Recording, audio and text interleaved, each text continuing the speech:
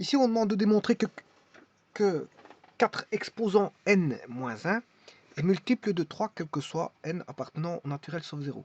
Bon, je vais le faire par la démonstration par les récurrences, encore une fois ici. Mais avant toute chose, je peux vous montrer ici juste une petite chose. C'est 4n moins 1. Ben, ça, c'est 4n moins 1 exposant n. Parce que 1 exposant n, ça fait toujours n. Voilà. Alors, si je fais ceci,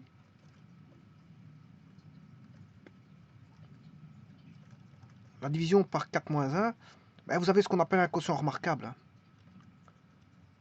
A n moins bm sur a, a moins b. C'est un quotient remarquable. Alors ici, il s'avère que 4 moins 1, ça fait 3.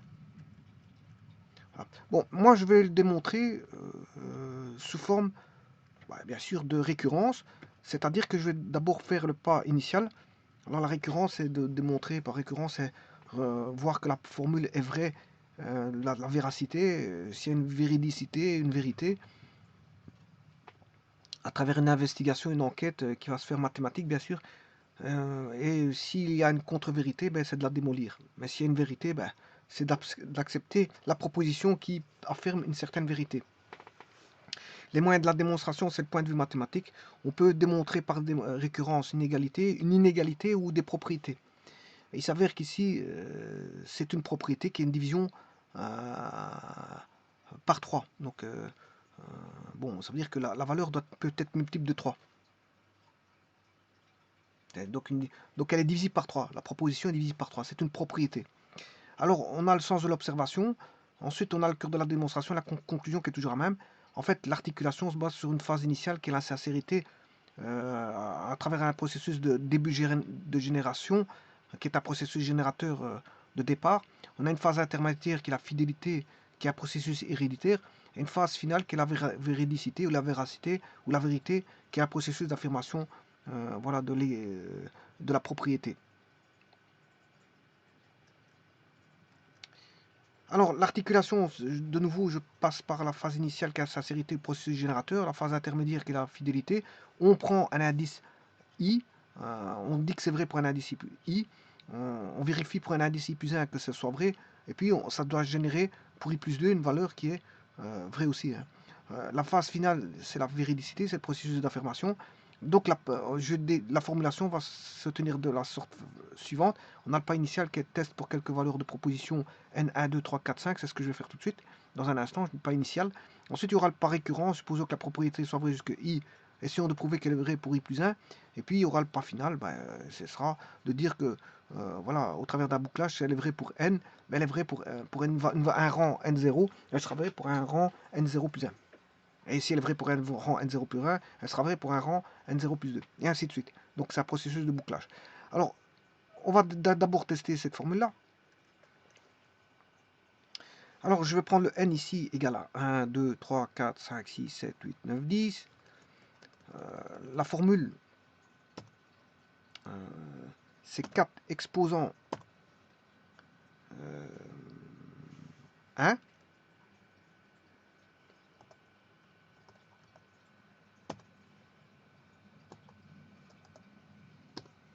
4 exposants 1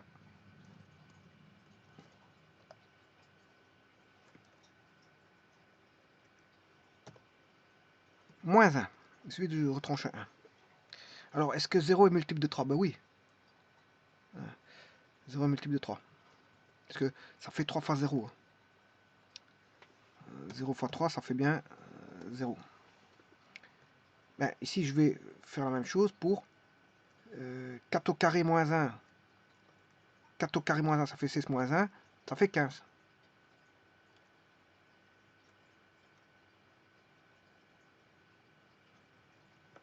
Égale 4 exposant 2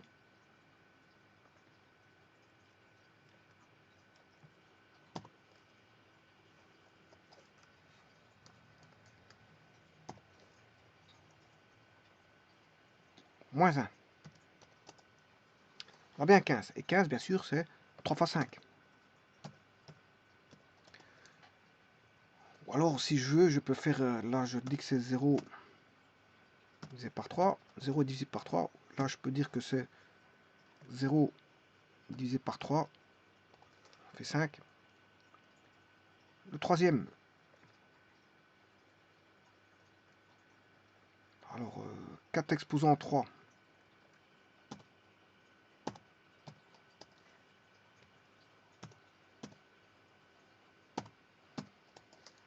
« 64 moins 1, ça fait 63, c'est bon ça. Et donc là, c'est 63 divisé par 3, on retrouve 21. Ensuite, je fais 4 exposant 4, 156, moins 1, ça fait bien 255. 255 divisé par 3, 85. Ensuite, je continue, égale 4 exposant 5, moins 1, 1023, 1023 divisé par 3, 341.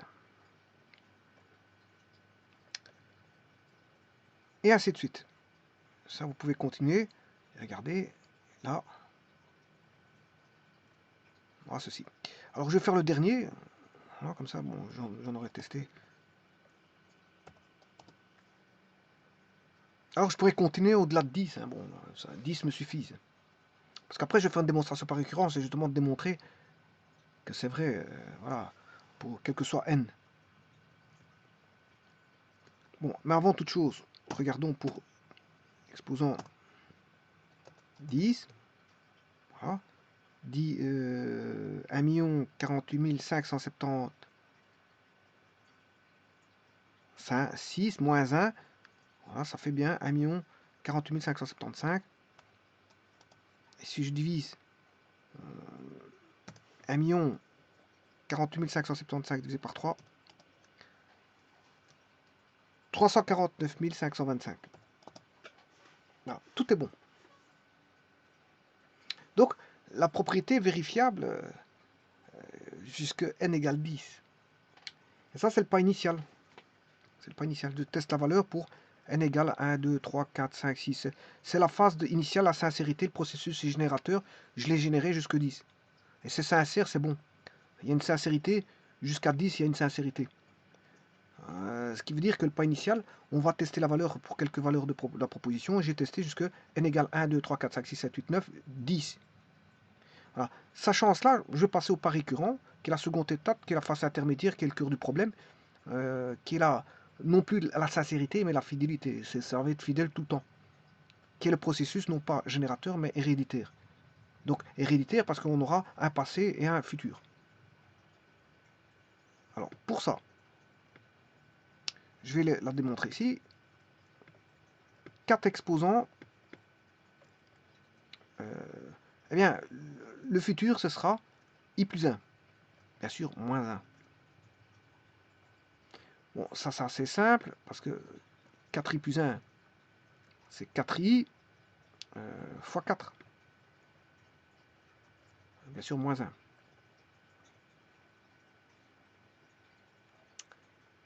Donc, ça fera 4i. Mais 4i, c'est 3 plus 1, moins 1.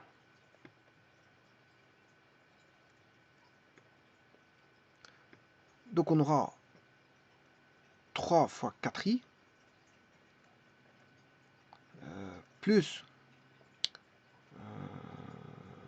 4i moins 1.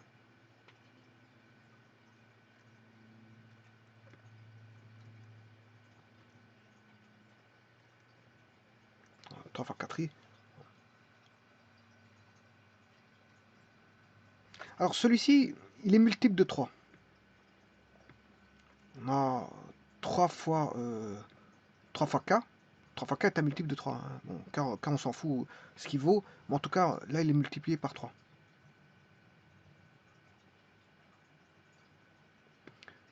Alors, pourquoi maintenant celui-ci, il est multiple de 3? Mais c'est par hypothèse.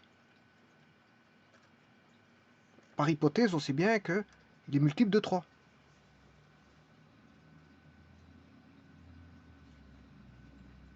comme on a la somme de deux multiples de 3, mais là, on a une somme qui est multiple de 3.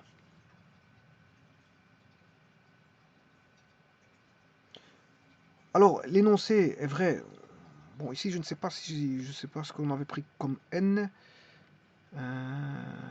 J'ai commencé en n sauf 0.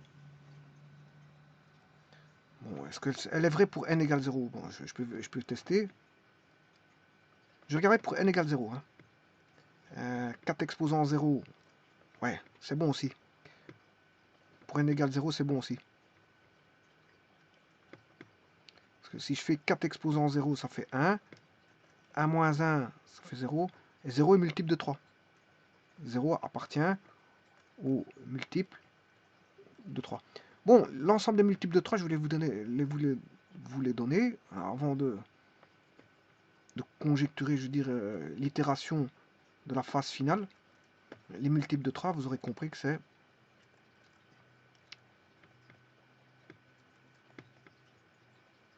0, 3, 6, 9, 12, 15, 18, 21, 24, 27, 30, 33, 36, 39, et ainsi de suite. Ça, une formule de l'ordre de 3K. Les multiples de 3, bon, chaque fois il y a une croix. Bon, j'ai pas mis les croix. C'est les croix qui représentent les éléments. 30, 33. Et ici, bon, je peux faire multiple de 3, accroché, c'est ici, voilà, bon. Et donc, tout ce qui est multiple de 3, c'est égal à 3 fois k. C'est un ensemble infini, hein. C'est pas comme les diviseurs où on est limité. L'ensemble des diviseurs se limite. Mais voilà. Et donc, dans les propriétés des multiples de 3, si vous avez un multiple de 3, vous faites plus un multiple de 3, ben, il est évident que vous allez trouver un multiple de 3. C'est normal parce que vous avez 3k plus 3k'. Ben, si je mets 3 en évidence, ça fait k plus k'. Ben, la somme des deux nombres est multiple de 3. On retrouve un nombre multiple de 3. Donc ça c'est évident.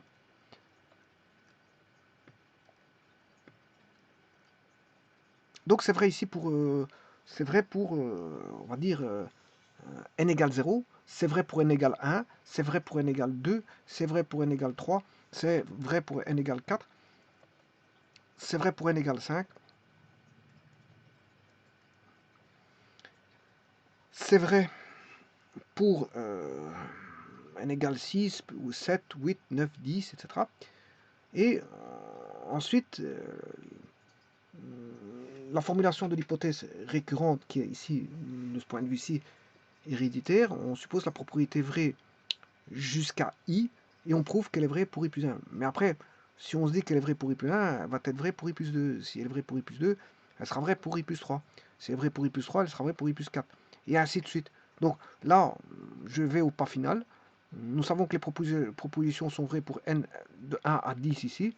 Et que aussi, le pas récurrent m'a démontré que c'était vrai c'était vrai pour i. Et puis j'ai démontré que c'était vrai pour i plus 1. Et si c'est vrai pour i plus 1, mais c'est vrai pour i plus 2, eh bien, c'est vrai pour n'importe quel rang n. Pour n'importe quel rang n. Et si c'est vrai pour n'importe quel rang n, mais c'est vrai pour un rang n plus 1.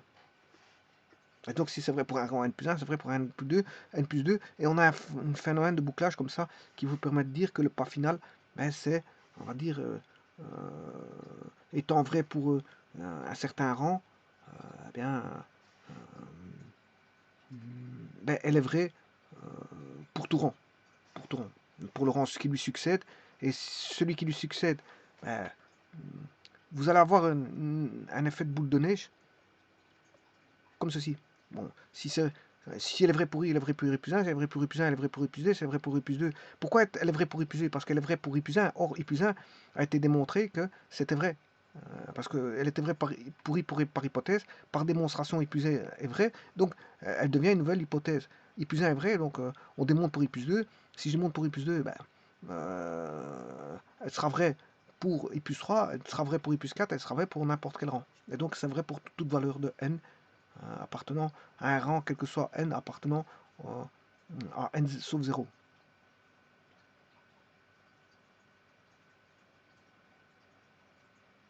Ici, je pourrais prendre le rang 0 ici. Hein.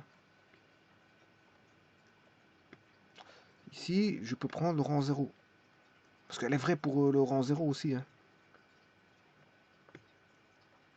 Voilà, ici, je peux commencer en 0. Hein. Le n peut valoir 0 ici.